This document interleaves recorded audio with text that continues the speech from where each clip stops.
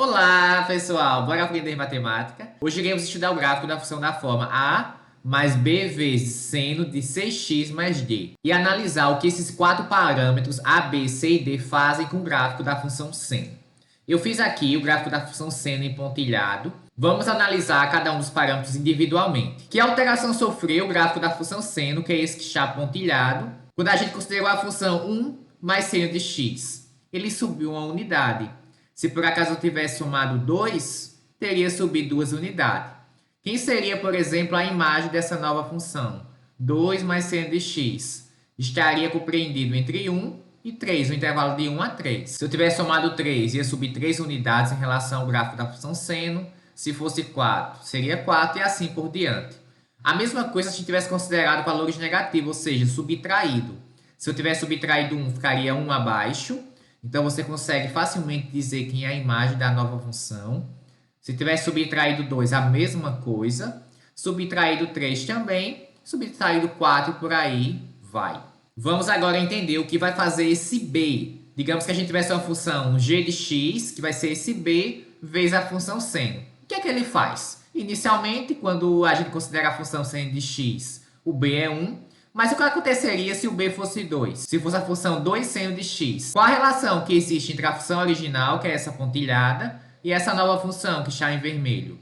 Ela fica meio que esticada. Observe que o período se mantém, só que ela está um pouco mais esticada. A imagem agora dela vai de menos 2 até 2. E se eu tivesse multiplicado por um 3? Ficaria ainda mais esticada. Se fosse um 4, ainda mais, e um 5 também. E o que aconteceria se eu tivesse multiplicado por um valor negativo? Se fosse só menos 1, ficaria invertido. Se fosse menos 2, além de inverter, ficaria também esticado.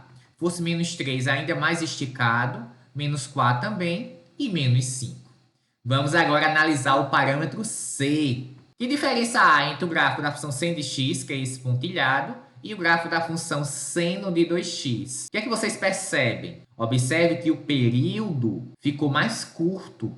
Enquanto a função seno precisa de 2π para fazer o seu movimento completo, a nova função seno de 2x, nesse intervalo de 2π, ela faz 2 movimentos completos. E se eu tivesse multiplicado por 3? Aumenta ainda mais, então o período diminui em 3. Se eu tivesse multiplicado por 4, ainda mais, a frequência vai aumentando. E se fosse por números negativos?